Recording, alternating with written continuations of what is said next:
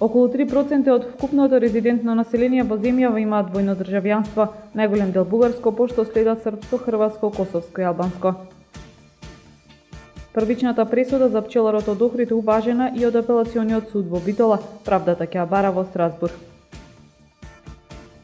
Се одбележуваат површините за поставување на урбана опрема пред деловните објекти. Општина Охрид ги повикува сопствениците на урбана опрема кои не поседуваат одобрение во најкосможен рок да поднесат барања. Факултетот за туризам и угостителство Охрид освои прво место на универзитетскиот турнир во мал фудбал по повод денот на основањето на Универзитетот Свети Климент Охридски. Времето утре променливо облачно со врнежи од дожд, температура во интервал од 10 до 16 степени. Следевте една минута вести на Охрид Нјуз.